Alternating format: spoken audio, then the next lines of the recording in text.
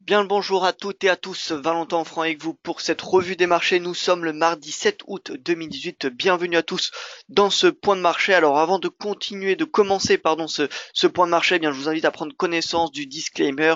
Le trading avec effet levier amphi, toujours les gains et les pertes. Un compte risque limité prend un risque de perte du capital investi. L'investissement sur compte titre prend un risque de perte en capital. IG fournit exclusivement un service d'exécution d'ordre. Cette présentation est à titre indicatif et ne saurait être considéré comme un conseil ou une recommandation. Alors comme d'habitude, on va faire un point sur l'actualité rapide. Ensuite, on va voir ce qui s'est passé hier et ce matin sur les marchés. On passe au calendrier économique, puis la revue technique des marchés. Alors avant toute chose, je vais commencer par saluer la salle de trading. Bonjour à vous, Gilles. J'espère que vous allez bien. Ramzi que je salue également. Lamec, Lagdar, bien le bonjour à vous. Raymond, eh bien écoutez, bonjour. J'espère que vous allez bien. Stéphane que je salue également. Si une des personnes peut me confirmer que l'image et le son fonctionnent parfaitement, eh bien écoutez, ça serait parfait. Voilà, Frédéric, c'est fait. Merci pour cette confirmation, Frédéric. Et bien le bonjour à vous et également à Catherine. Donc briefing d'actualité en Allemagne. On a eu les commandes d'industrie qui ont chuté de 4% en juin, soit leur plus forte baisse depuis un an et demi. Concernant le Brexit, on a le ministre du Commerce britannique, Liam Fox, qui a affirmé qu'il y a 60% de chances que l'accord sur le Brexit ne soit pas conclu avec Bruxelles avant le mois de mars prochain, remettant la faute sur l'intransigeance de la Commission européenne. Je vous rappelle que Bruxelles exige un accord trouvé d'ici octobre afin de pouvoir mettre en place le divorce, parce que s'il n'y a pas finalement de période transitoire, je vous rappelle que le Brexit aura lieu le 29, il me semble c'est 29 ou 30, 29 mars de l'année prochaine, 29 mars 2019. Si on n'a pas d'accord qui est trouvé, il y aura pas de période de transition. Alors, quand je parle d'accord, c'est pas un accord sur les futures relations, c'est un accord sur les termes de sortie de l'Union européenne. Pour le moment, c'est là où ça bloque. Il y a trois sujets dont Bruxelles exige le sort le futur des ressortissants européens au Royaume-Uni, de la facture du Brexit, et trois, eh bien, la frontière qui sera mise en place entre l'Irlande du Nord et la République d'Irlande. Au niveau des sorts des Européens vivant au Royaume-Uni, eh bien, ils devraient garder leurs mêmes droits après le Brexit. Au niveau de la facture, Londres s'était accordé fin novembre de l'année dernière sur, il me semble, 40 milliards de livres sterling. Par contre, il y a toujours le sujet de la frontière irlandaise qui porte un petit peu problème. On a l'UE qui ne souhaite absolument pas de frontière physique, c'est-à-dire d'un mur ou d'une douane, voilà, enfin pas de frontière physique, alors que le Royaume-Uni serait pourquoi pas ouvert à cette frontière si, eh bien, s'il n'y a pas d'accord commercial qui est trouvé. En fait, il semblerait que le Royaume-Uni joue avec, on va dire, utilise le prétexte de la frontière irlandaise pour mettre en place un traité de libre-échange, comme ça il n'y aura pas de barrière. Ce qui est également assez logique, mais ce qui n'est pas possible aux yeux de Bruxelles, étant donné que seuls les pays membres de l'UE ont accès au marché unique.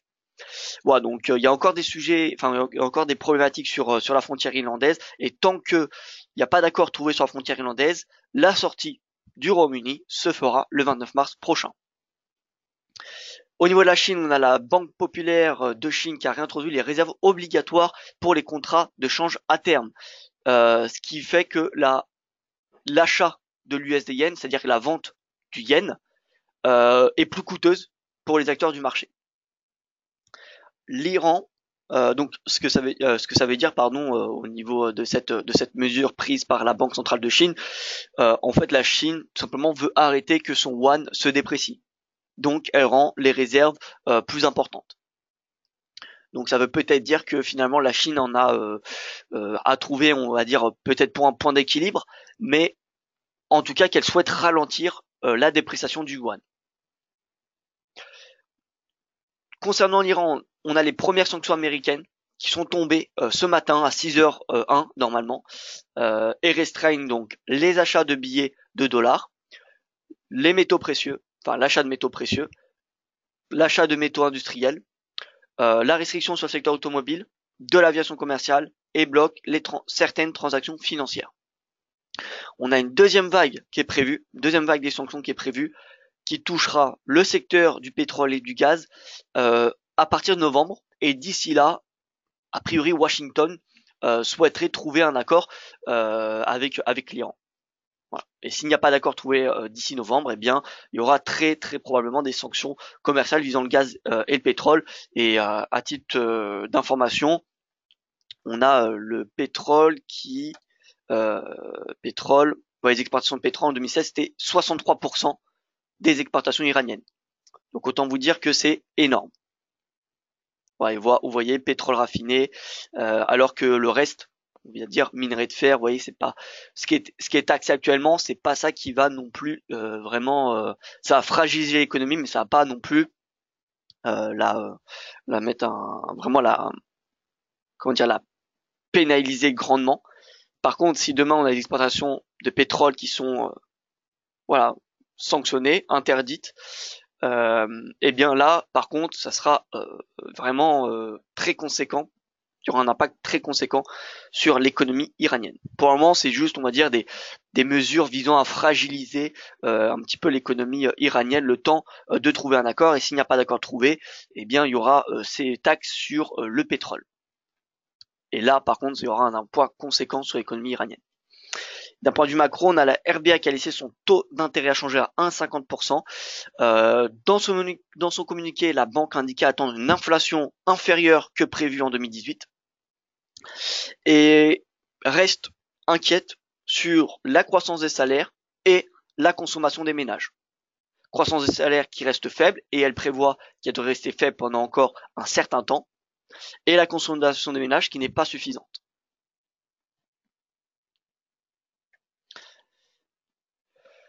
Voici, en termes de chiffres, ce qui s'est passé hier et ce matin. Donc DXY en hausse, Dow Jones, S&P, Nasdaq en hausse également. Nasdaq qui a inscrit sa 5e séance consécutive de hausse. C'est ni plus ni moins qu'une correction une partie de la correction de ce qu'on avait eu la dernière semaine finalement. Le rendement du 10 ans qui perd un point de base, 2,94. On voit bien que les 3% jouent un rôle de résistance pour le moment. Le yen ce matin qui est en légère baisse. Le gold en hausse, le Nikkei, le Hang Seng dans le vert. Donc on a plutôt de l'appétit pour risque, je dirais ce matin. Le yen en baisse. Le gold, alors il rebondit pas parce qu'il y a l'aversion, mais parce qu'on a une baisse du dollar. Le dollar qui taponne sous les 95 points. Donc voilà, et pour l'une des premières fois depuis pas mal de séances, on a une grande majorité des indices asiatiques qui ont clôturé dans le vert ce matin, alors qu'ils étaient sous pression depuis maintenant plusieurs séances, plusieurs semaines.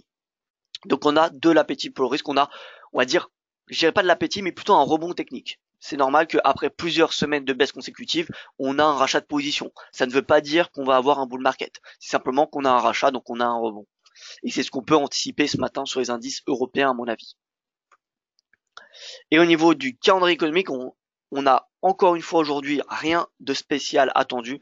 On a eu la balance commerciale allemande qui est ressortie ce matin, vous voyez, au-dessus du consensus, 21,8 milliards d'euros en juin 2018 contre 19,6 lors de la précédente publication. Celle française, elle est ressortie moins bonne que prévu, moins 6,5 milliards d'euros contre 5,2 attendu, il me semble. Donc voilà, moins bien pour la France, mieux pour l'Allemagne, et vous voyez que à part cela, on a rien d'autre de prévu finalement. Voilà, alors bonjour tout le monde, bonjour à tous ceux qui viennent de nous rejoindre, j'espère que vous allez bien. GBP Yen, hier, il y avait un début de divergence RSI, H1, H4, peut-on voir l'évolution et l'objectif court et moyen terme? Merci Valentin. Oui, très bien, alors pour commencer, je vais faire un rapide tour des paires majeures, je vais faire l'euro-dollar, le GBP USD, l'AUD USD, voilà, les paires majeures, et ensuite je passerai à quelques paires croisées rapides.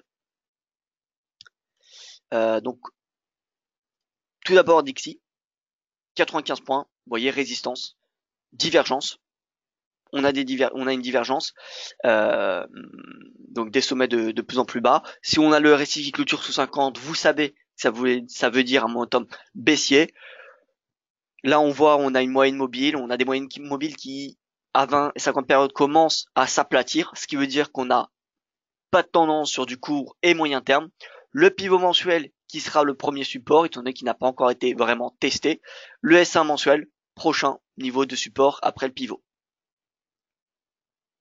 Donc là, vous voyez, en 4 heures, qu'est-ce qu'on a?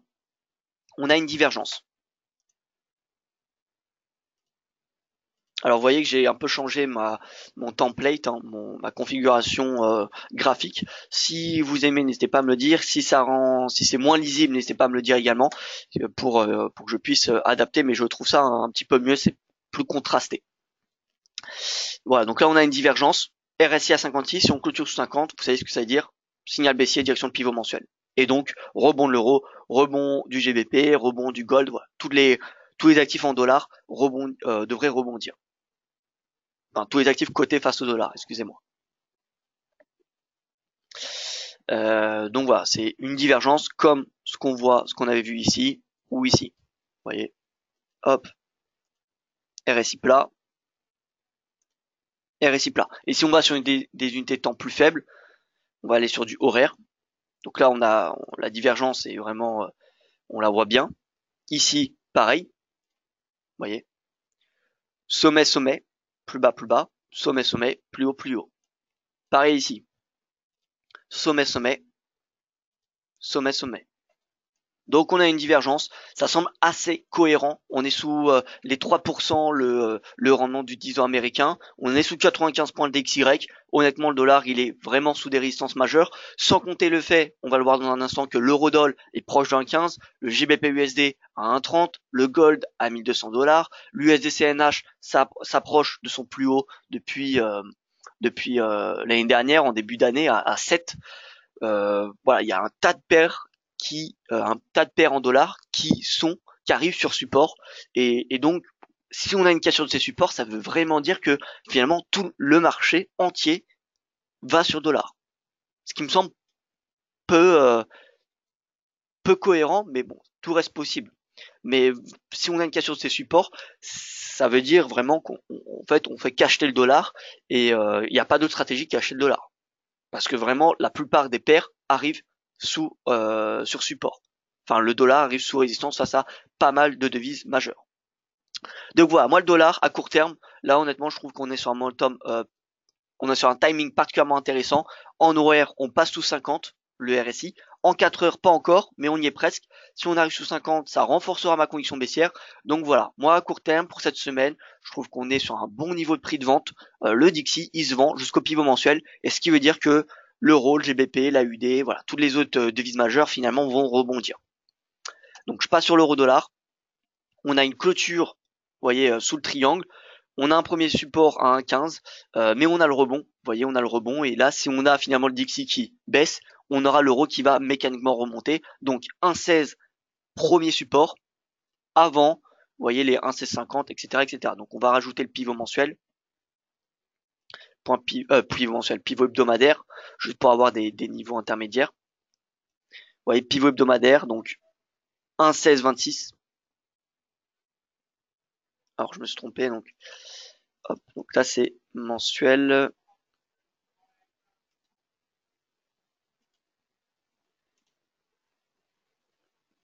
Voilà, donc hebdomadaire 1,1626. Donc S1 mensuel, voilà, pivot hebdomadaire.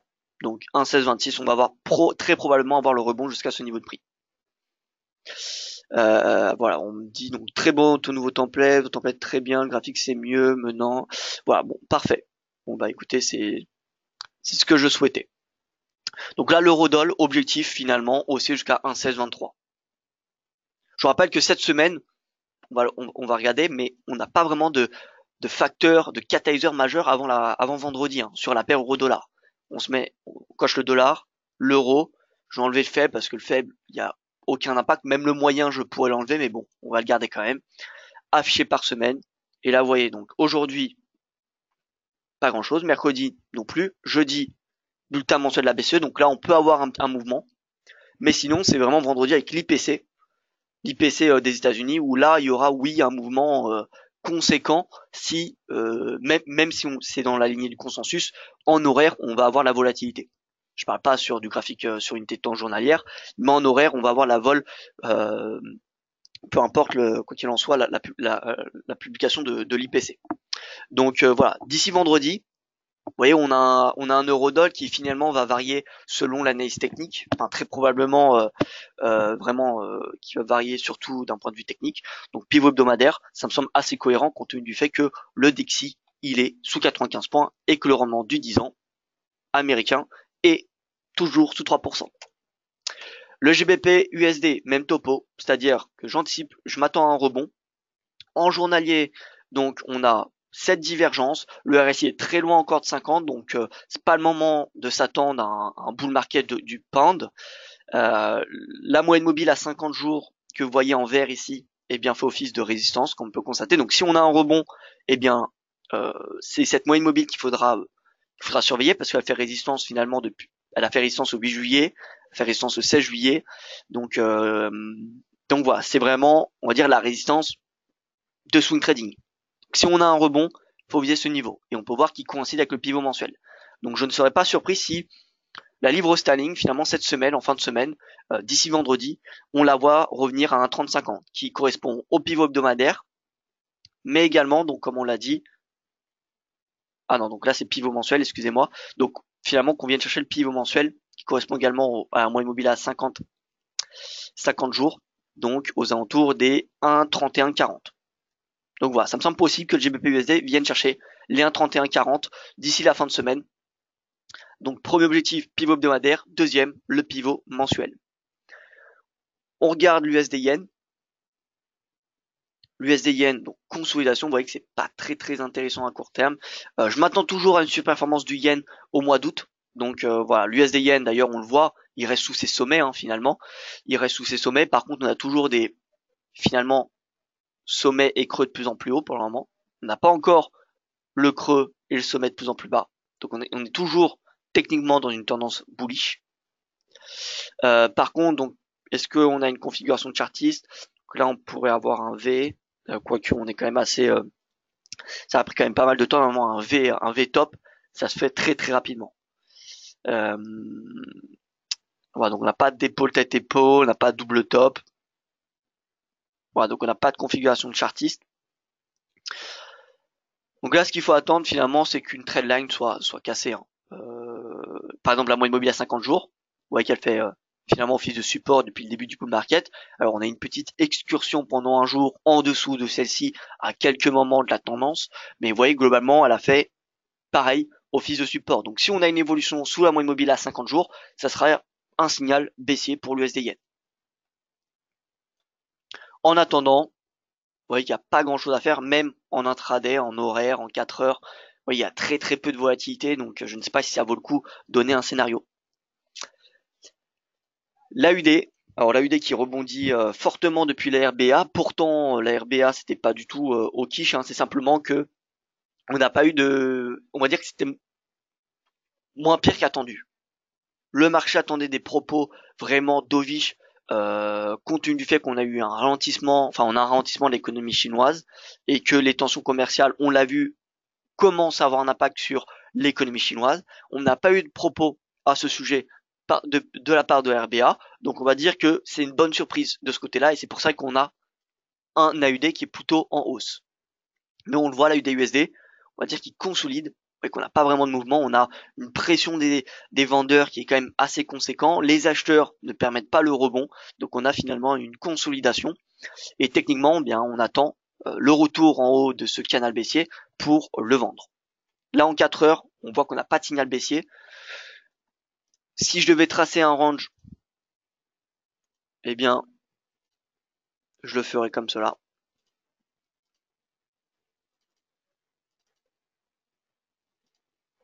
Voilà, un range. Donc, borne haute le R1 hebdomadaire, borne basse le S1. Donc là, c'est haussier l'AUD, finalement, jusqu'à 0,7442. Alors quand je dis hawkish, alors hawkish ça s'écrit H-A-W-K-I-S-H. Donc je vais vous voilà, hawkish et l'inverse, donc c'est dovish. Alors hawkish c'est tout simplement un ton. Quand on dit hawkish, c'est un ton qui, comment dire, est optimiste et qui mène à penser à un durcissement de la politique monétaire. Dovish, c'est plutôt un ton décevant et qui mène à penser qu'il y aura une politique monétaire accommodante de la part de la Banque centrale.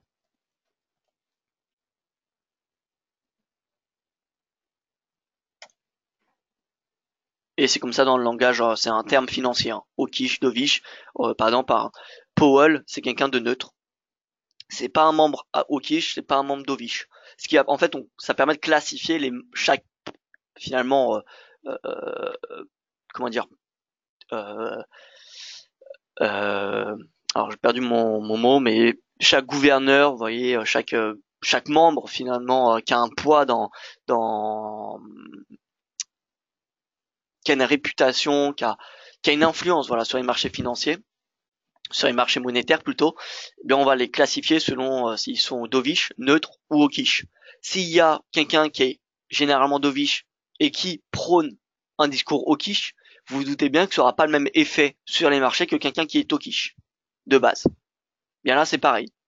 C'est exactement pareil. Donc, si on a une politique monétaire qui se resserre et qu'on a un membre de cette politique du comité de cette banque centrale qui est généralement dovish, mais qui un jour prône un discours hawkish, j'allais dire que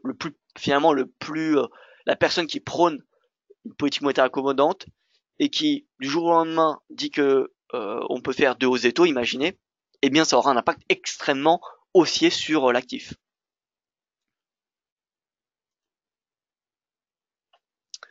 Voilà, donc bonjour Al Gaillan, comment entrez-vous en position? La paire euro-USD a cassé son range, alors on va regarder ça. Donc la UD-USD, pour moi il n'y a pas grand chose à faire, vous voyez c'est du range trading. Dans un range, ce qui est efficace, c'est de mettre un stochastique. Si vous mettez un stochastique dans un range, voilà, il y a rien de mieux. Vous voyez, on a des bornes et vous voyez le croisement du stochastique. Donc tant qu'on n'a pas de croisement en haut, au-dessus de 80, eh bien les stratégies acheteuses peuvent être maintenues. Voilà, donc AUD-USD, bullish jusqu'à 0,7440 à peu près. 0,7440. On va passer sur l'euro GBP et ensuite le GBP Yen, étant donné que c'est des paires assez demandées en ce moment. Donc l'euro GBP, en journalier tout d'abord, canal baissier, sorti par le haut. On est dans un canal haussier à court terme depuis vous voyez le mois de mai. Un RSI qui est de plus en plus à la hausse et qui évolue de plus en plus au-dessus de 50, ce qui veut dire qu'on a un momentum qui est haussier et une tendance qui est haussière. Une astuce pour juger l'état de la tendance, si vous voyez le RSI plus souvent au-dessus de 50 qu'en dessous, c'est-à-dire qu'il y a une tendance haussière. Et à l'inverse, si vous voyez le RSI qui évolue beaucoup plus souvent sous 50, eh bien, c'est-à-dire qu'il y a une tendance qui est baissière. Et là, on voit, finalement, depuis le mois d'avril, on a le RSI qui est beaucoup plus souvent au-dessus de 50 qu'en dessous. Donc, on a une tendance qui est de bullish.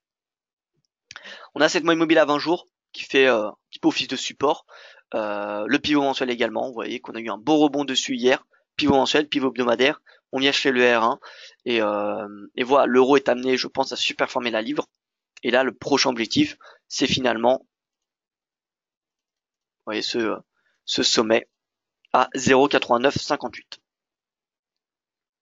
Donc, euro GBP, direction 0,4958. Et donc le GBP Yen,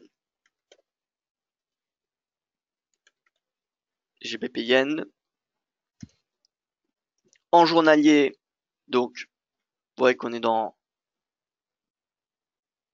ce retracement. Donc on a eu des sommets de plus en plus hauts. Et là, depuis ce moment-là, on a une tendance baissière. Pourquoi? Parce qu'on a des sommets, des creux de plus en plus bas. Sommet, creux, sommet, creux. Donc on est, on va dire, dans une tendance baissière, ou en tout cas dans une correction qui pourrait finalement suggérer une baisse de 50%, vous voyez, de cette tendance. Donc on est déjà à 50%. 61,8, c'est 143,63, c'est le plus bas, vous voyez, de mai à peu près. C'est le plus bas également de juin. Donc là, on arrive à un GBP Yen, ça me semble assez cohérent qu'on vienne chercher ce niveau-là. Voilà, en 4 heures, on n'a pas de divergence. On est sorti par le bas, on n'a pas de divergence. Sorti par le bas de ce canal haussier. Hein. En horaire, on a une divergence. En horaire, on a une divergence. On a un rebond du RSI qui pourrait suggérer une hausse un retour du GBP Yen à 145. Mais voilà, la tendance, on l'a vu sur du 4 heures ou sur du horaire, reste baissière, donc faut plutôt privilégier la vente du GBP Yen. Comme je vous l'ai dit et comme je vous le dis depuis maintenant pas mal de séances, le yen, je m'attends à une surperformance pendant ces prochaines semaines. Donc même si la livre, vous voyez, diverge à la hausse, en horaire, ça va pas être suffisant pour anticiper un rebond jusqu'à 150. Voilà, si on a un rebond, ça va se faire d'une centaine, peut-être 200 pips, mais pas plus. Ça m'étonnerait. Je passe aux indices avec le CAC 40.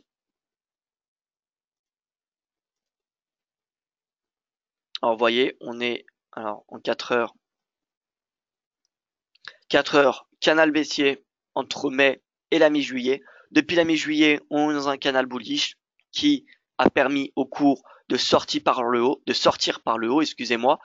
Donc dans le fond, sortie par le haut, ça veut dire retournement de tendance.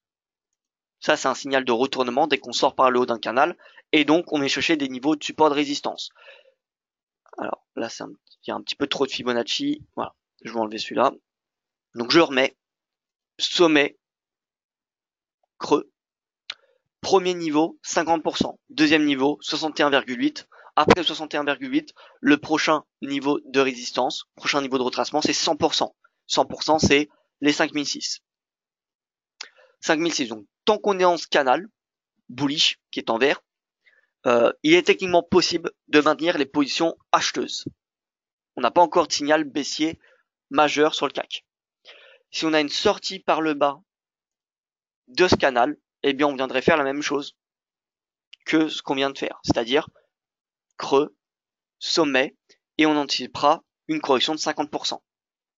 Correction de 50%, c'est par rapport au sommet du 1er août, 5386 points. Voilà, donc tant qu'on est dans ce canal haussier, faut surveiller les signaux bullish en bas du canal. Mais si on y sort par le bas, ça sera un signal baissier direction le retracement de 50% de cette tendance.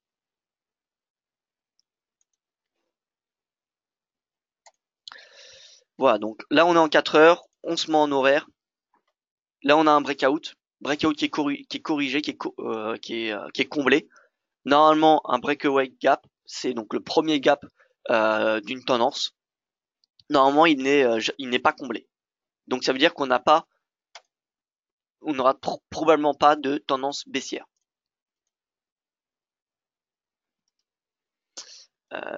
Donc là on a recomblement de ce gap. Le RSI horaire qui repasse au-dessus de 50. On teste les 5500 points ce matin. Si on a un dépassement de 5500, ça sera un signal bullish direction le récent sommet à 5532 points.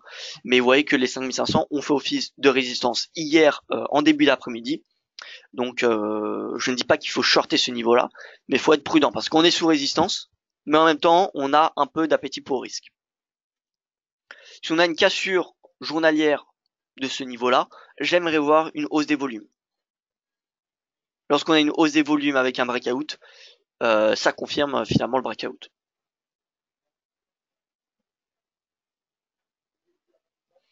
Voilà, donc à surveiller de très près le CAC. Peut-être que 5500 se vendent. Faut regarder d'un point de vue technique sur une unité de temps plus faible. Mais voilà, on voit que le CAC est sous pression à 5005. On a une vente ce matin à 5005.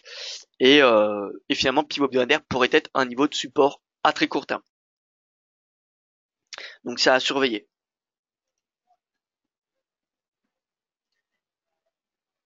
Au niveau du DAX, on n'a pas la même configuration.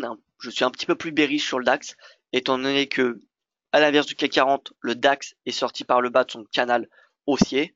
Donc on peut constater en horaire, vous voyez un canal sorti par le bas. On a le gap qui n'a pas été tout à fait comblé. Résistance au pivot hebdomadaire. Et donc retracement de 50%, ça a été fait, vous voyez. Seuil Fibonacci, 50%, on a eu le retracement. 50%, c'est un puissant niveau de support. Hein. C'est un puissant niveau de retracement. Et donc finalement, ce retracement, ça ne peut finalement qu'être une phase de respiration avant une reprise de la tendance bullish. Donc c'est un petit peu compliqué d'un point de vue timing parce qu'on est soit au début d'une nouvelle vague d'impulsion ou on est à la fin de la correction de la baisse. C'est-à-dire qu'on a une tendance baissière, une correction et une nouvelle impulsion baissière. D'accord? Donc soit on est à la fin de cette correction de la tendance baissière, ou soit en fait on est au début d'une nouvelle impulsion haussière importante.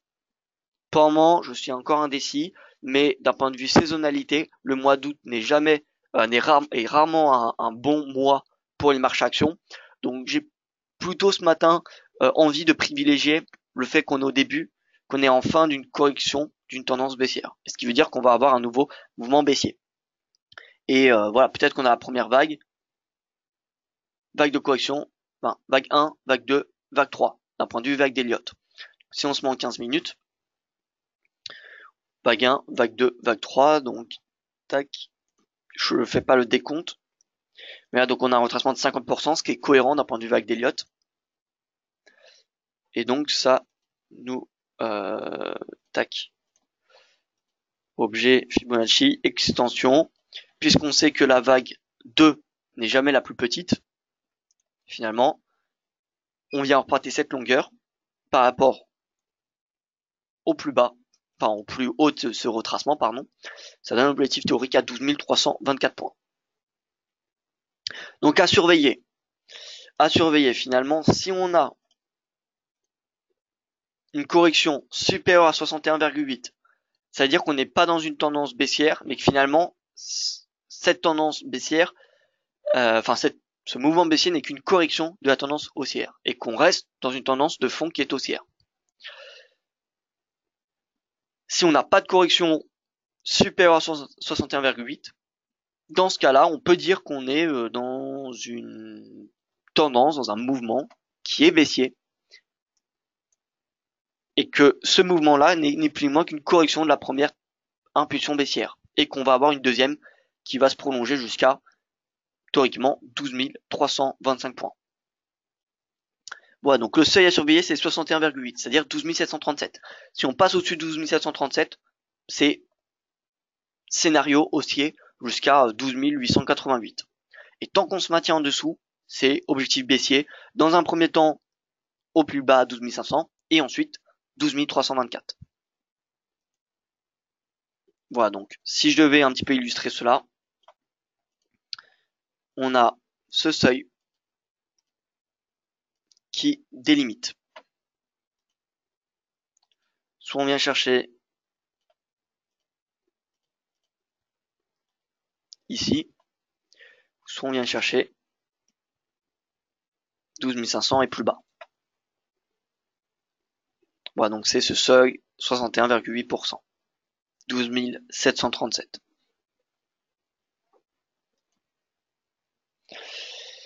Voilà donc pour ce qui est du DAX, on passe sur le FTSE.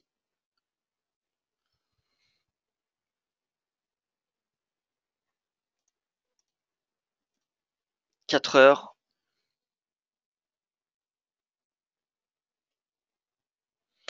Pareil, même configuration que les indices de la zone euro, c'est-à-dire on avait un canal baissier mai-juin jusqu'à la mi-juillet. Depuis début juillet, on a un canal haussier. Le cours est sorti par le haut de ce canal, donc on a un objectif de 50% de retracement, ce qui a été atteint, même plus, 61,8. 61,8. On est sorti par le bas, mais on a une réintégration de ce canal, donc on a eu ici un faux signal, on a eu ce qu'on appelle un bear trap. Un bear trap. Donc réintégration, tant qu'on est dans ce canal haussier, encore une fois, la stratégie c'est, comment dire, de privilégier les positions acheteuses. C'est ce que nous indique un canal haussier. Techniquement, un canal haussier nous suggère ces stratégies. Canal haussier suggère que c'est une tendance haussière. Donc finalement, on cherche les points les creux pour se positionner à l'achat. On cherche les creux.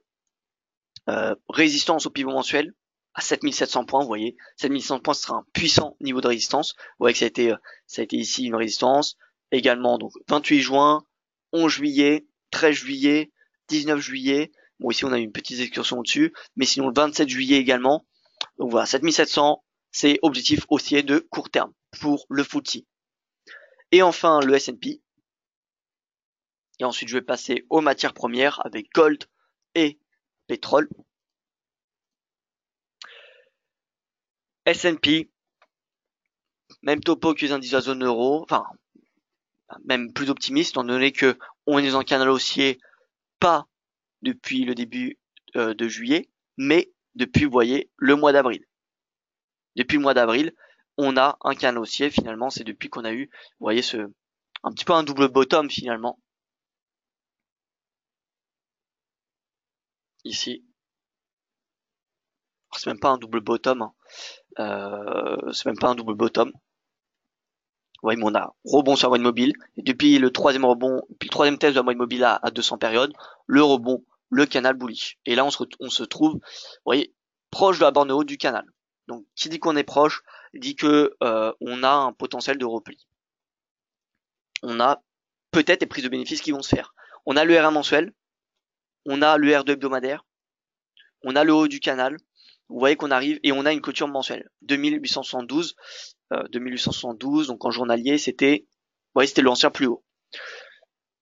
Donc peut-être dans ce contexte de prise de bénéfices, étant donné qu'on est au mois d'août, et que je le rappelle, d'un point de vue saisonnalité, le mois d'août, c'est des mois, enfin le mois d'août, c'est pas un mois, c'est le pire mois pour les marchés actions, avec le mois de septembre et le mois de mai. Donc voilà, S&P, on pourrait avoir des prises de bénéfices qui vont se manifester à l'approche de ce plus haut à 12 872 points. Donc là on est à 2850, finalement on a une marge de hausse de 20 points, ça vaut pas le coup de se positionner à l'achat maintenant, vraiment pas. Si on a un retour en bas du canal, pourquoi pas, parce qu'un retour en bas du canal, c'est quand même une décote d'environ 2,72%, ce qui est pas mal. Donc voilà, si on a un retour en bas du canal, au pivot mensuel, ça pourrait être intéressant, oui, pour se positionner long, à court terme. Techniquement, tant qu'on est dans ce canal, il faut payer le bas de celui-ci. Si on a une sortie par le bas, alors vous commencez à connaître vraiment la chanson. On prend les retracements de Fibonacci, point bas, le point haut, donc ça dépend où sera le point haut, mais imaginons que le point haut soit l'ancien sommet, eh bien vous voyez 50%, ça voudrait dire un repli à 2715. Bon, en tout cas, c'est de cette façon, de ce process qu'il faudra exploiter si on a une sortie par le bas de ce canal.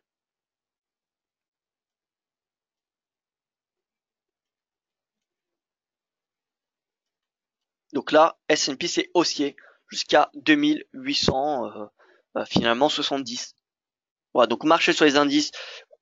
D'un bout d'analyse technique, on a un potentiel haussier sur les indices européens, potentiel haussier sur le FTSE, potentiel haussier sur les indices, mais américains aussi. Mais vous voyez qu'on s'approche de niveaux de résistance. Donc c'est pas non plus le début d'un bull market, hein. L'or, alors l'or, on est toujours dans une tendance en baissière.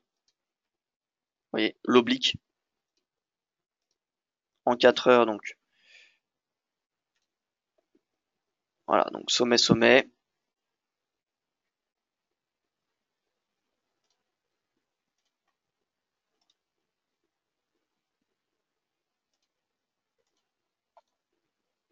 Voilà, donc on trace la parallèle. On trace la parallèle et on vient chercher donc le creux entre les deux sommets qu'on a utilisés pour la parallèle. Et le creux, il est ici, il n'est pas ici. Parce que si je prends ce creux-là, vous voyez qu'ici on a eu un breakout. Donc le mieux c'est d'utiliser ce creux. Et là donc on a finalement un canal. Qu'est-ce que nous indique ce canal? Il nous indique des bornes de surachat, de survente. Mais il nous indique également l'état du momentum. C'est-à-dire que si on a une sortie par le bas d'un canal baissier, c'est-à-dire une accélération du momentum bearish. Et donc là on peut retracer un nouveau canal. 1, 2, 3 points de contact. 3 points de contact. On vient retracer la parallèle, sommet, sommet, le creux. Et voilà. En horaire, donc en 4 heures, on a, vous voyez, un RSI qui est très souvent sous 50. Donc on a vraiment une tendance baissière, que ce soit sur du journalier ou sur du 4 heures. En horaire, pareil, on a majoritairement, j'ai envie de dire, un RSI qui est sous 50. Hein. Si on regarde depuis la mi-juillet. On va tester cette oblique qui vient chercher les points hauts depuis maintenant pas mal de temps. Et voilà, donc possible repli. Moi je l'ai dit donc hier, hein, rappelez-vous hier matin, baissier sur le gold, direction les 1205, parce que je pense pas que le dollar a fait son point haut, même si voilà le Dixie, je suis baissier à court terme, baissier sur 95 points. L'euro n'a toujours pas atteint les 1,15, le gold n'a toujours pas atteint les 1200, et ça m'étonnerait qu'après plusieurs mois de baisse sur le gold, alors je ne sais pas exactement, mais il me semble que ça fait 4 mois de baisse du gold, mensuel pour voir rapidement. Et 1, 2, 3, 4 mois, on est en train de faire le 5e mois de baisse, ça m'étonnerait qu'on ait un V-bottom, c'est-à-dire un rebond direct du gold. Donc je m'attends à ce que gold, on va dire, vienne flirter avec les 1200 $, vienne consolider au-dessus des 1200, et ensuite on va avoir le rebond, potentiellement au mois de septembre, en amont de la version, en amont pardon de la hausse des taux, qui sera intégralement pricée d'ici septembre normalement si on a des bons chiffres américains. Donc je m'attends pas à un rebond immédiat du gold jusqu'à 1300 $. Par contre, fin août, début septembre, là ça me semble possible.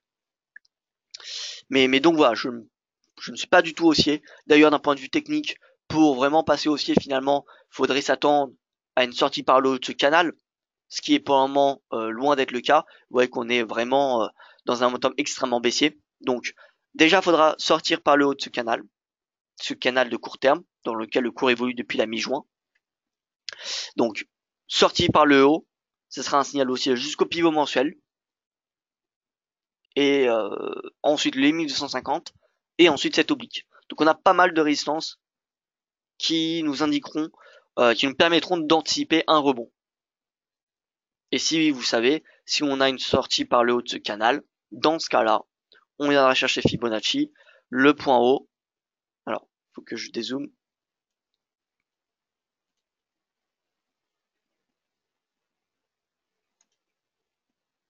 Le point haut, le point bas, en supposant qu'on a fait le point bas et que ça soit pas 1200. Vous voyez, 50%, ça donne 1284, 61,8, ça donne 1303. Donc en fait, cette zone vers les 1300, entre 1285 et 1300, ça sera une zone de prise de bénéfice. Voilà, donc techniquement, on a à très court terme le pivot hebdomadaire qui fait office de résistance, mais je pense que le biais est plutôt baissier. Alors comment utilisez-vous vos indicateurs points pivot S1, S2, S3, R1, R2, R3? Alors c'est simplement les points pivots hebdomadaires et points pivots mensuels. J'utilise pas les points pivots journaliers parce que je ne fais pas du scalping. Si vous faites du scalping, alors les pivots journaliers sont assez intéressants, mais personnellement je ne fais pas de scalping ni de day trading. Je suis plutôt sur du swing, donc finalement les pivots journaliers ne sont pas forcément très utiles, alors que ceux hebdomadaires et surtout mensuels sont particulièrement intéressants. Et faut savoir que les premiers tests de ces pivots, de ces zones, de ces supports résistants sont généralement les plus efficaces. Lorsqu'on a un second test, ça a beaucoup moins d'impact.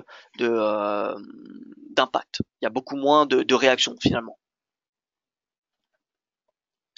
Voilà comment je résumerai les points pivots en quelques secondes. Eurodollar ne devrait pas faire la distance du triangle une fois brisé. Alors théoriquement si. Théoriquement si, c'est l'objectif minimum de la cassure d'un triangle. C'est l'objectif minimum. Après, il faut rester cohérent. C'est pas parce qu'on a une sortie d'un triangle qu'il faut shorter les yeux fermés l'euro jusqu'à 1,13. Tout est relatif dans l'analyse technique. Tout est relatif. Donc c'est pas parce qu'on a une sortie qu'il faut directement shorter. On a, vous voyez, les 1,15. 1,15, c'est un puissant niveau de support. Et vu qu'on a le Dixie sous résistance, et comme je vous l'ai dit aussi, le rendement du 10 ans américain qui est sous résistance, il y a un potentiel baissier sur le dollar qui est important sur du court terme. Je ne dis pas qu'on est au début du bear market du dollar, mais je dis qu'à court terme, lors des prochaines séances, je vois bien le dollar baisser et donc l'euro augmenter. Ouais, je continue donc rapidement sur le pétrole. En journalier, donc pétrole. On peut dire qu'on est dans un petit canal baissier, regardez. Top, top. vient chercher le creux entre ces deux sommets, on a le rebond. Donc sommet, creux, sommet, creux. On va peut-être avoir un rebond du pétrole jusqu'à au niveau pour le Brent hein, jusqu'à 68 $. Là on a le pivot mensuel, ça sera le premier test. Donc vous savez le premier test c'est assez important, d'autant plus que c'est aussi un seuil psychologique. On voit que le pivot mensuel est à 74,96. Si on va dire 75 $ le baril, donc ça sera un niveau de prise de bénéfice pour sur du court terme pour le Brent. Donc voilà, prudence à cette zone à 75 $, qui sera une zone de prise de bénéfice. Si on a une sortie, si on a un dépassement de cette résistance, alors l'objectif sera haussier jusqu'en haut du canal vers les 68 $. Pour le brut, on a à peu près la même configuration. On se met en journalier. Ah non, pardon, on n'a pas la même configuration. Vous voyez que les sommets sont toujours de plus en plus hauts, ainsi que les creux. Alors que le Brent, c'est différent.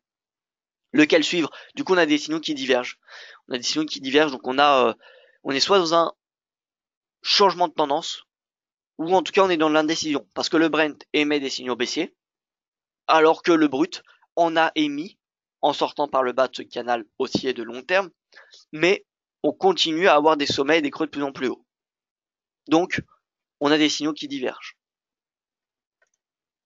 C'est pour ça que c'est trop tôt pour anticiper un repli de 50% de cette tendance haussière du pétrole.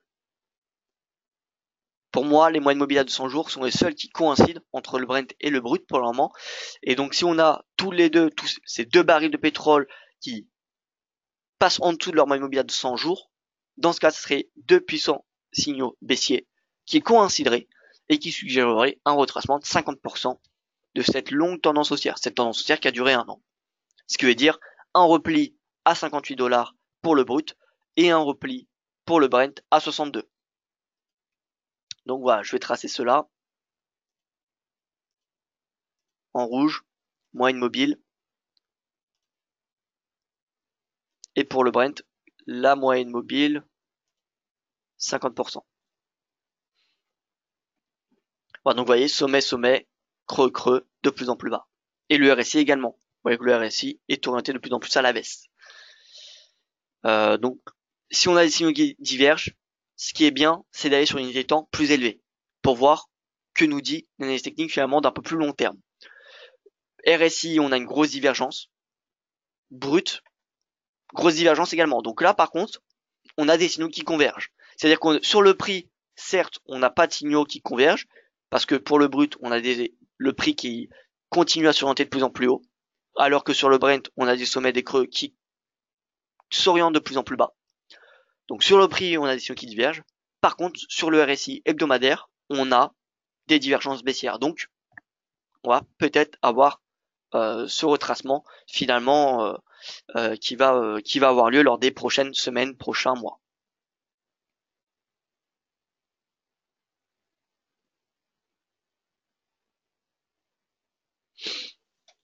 Alors Didier qui me dit, ce qui est dommage est que vous faites surtout des analyses pour du swing. Or, l'année dernière, à la soirée de Salwagram, Alexandre Bardez avait dit que près de 80% de clients IG France faisaient du day trading. Vous aurez proposé plus dans l'esprit day trading.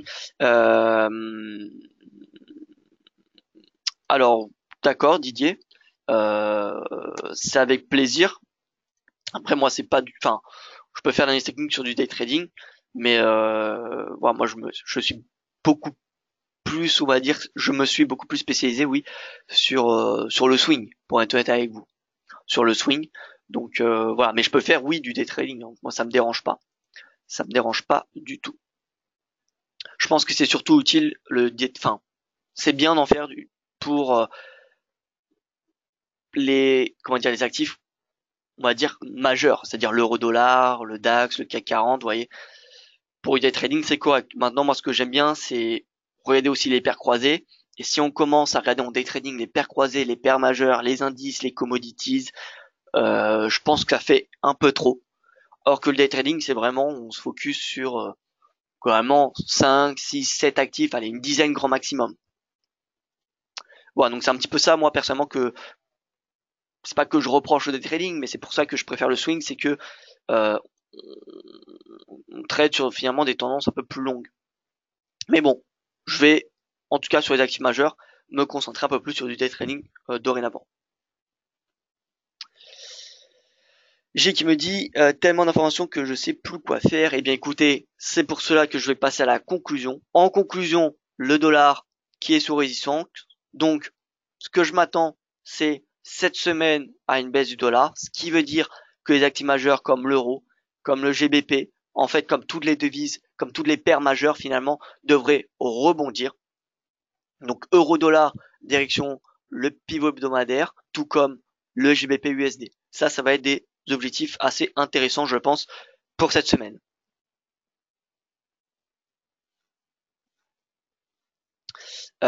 Pour les indices européens, on a en intraday, voilà, donc là c'est pour du day trading, hein. En intraday, on a de l'appétit pour le risque. On l'a vu avec la clôture des marchés américains, la clôture des marchés asiatiques qui était dans le vert. Donc, je m'attends plutôt à une hausse des indices européens.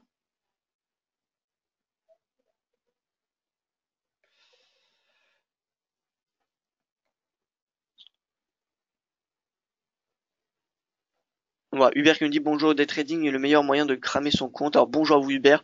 Peut-être, je sais pas, il n'y a pas de statistiques là-dessus, mais c'est vrai que je trouve le swing trading un peu plus intéressant, confortable. Ça permet de moins prendre de décisions rapidement et donc potentiellement moins émotionnelles. Après ça, c'est vraiment, je pense que c'est vraiment, comment dire, personnel. Il y a des personnes qui voilà préfèrent qui sont plus confortables sur du day trading, ce que je peux comprendre. Il y en a qui sont encore plus confortables sur du scalping. C'est vraiment, je le trouve personnel. Moi, je sais que ma façon d'analyser et de trader, c'est sur du swing. Donc, je vais être beaucoup plus confortable à y proposer des stratégies en swing trading que sur du scalping. Ça, il y a pas de doute là-dessus. Maintenant, je peux faire un effort pour faire du day trading sur des objectifs majeurs comme le CAC, l'euro dollar. Il n'y a aucun souci. De toute façon, pour du day trading, c'est ni plus ni moins que des objectifs intermédiaires, ce que je dis sur du swing. Par exemple, l'euro dollar, moi, ce que je vous dis ce matin, et pareil pour le GBP/USD, c'est que je suis haussier pour cette semaine. Là, en day trading, au lieu de chercher le pivot hebdomadaire, on va simplement aller chercher le pivot journalier ou le R1 journalier. Ça dépend où en est le cours. Donc en journalier, vous voyez qu'on a dépassé le pivot. Là, on a le R1 journalier, le S1 mensuel, qui fait office de résistance. Et finalement, la prochaine résistance, c'est le R2 journalier. Donc, mon analyse ne diverge pas vraiment d'une analyse en day trading. C'est simplement qu'on va chercher des niveaux de support ou de résistance intermédiaires. Mais quand même, je tâcherai de faire du day trading sur des actifs majeurs. On peut faire le swing sur du H4. Alors oui, le swing du trading, c'est sur du journalier, sur du 4 heures. En dessous du 4 heures, alors le horaire, c'est on va dire une unité de temps intermédiaire. On est entre du day trading et du swing trading. Parce que sur du horaire, on peut très bien garder sa position pendant quelques jours. Maintenant, en dessous du horaire, c'est du day trading, il n'y a pas de doute. Entre le horaire et le journalier, on va dire c'est du swing. Et entre, pareil, le journalier, c'est une unité de temps, on va dire transitoire, parce que ça peut être également une unité de temps pour faire du long terme. Donc, entre journalier et au-dessus, là, on est sur du moyen long terme. Acheter euro-dollar ou vendre du Dixie, juste une préférence. Alors moi, personnellement, euro-dollar. Si je devais trader une seule entre l'euro-dollar et le Dixie, là, ce matin, ce serait plutôt l'achat euro-dollar.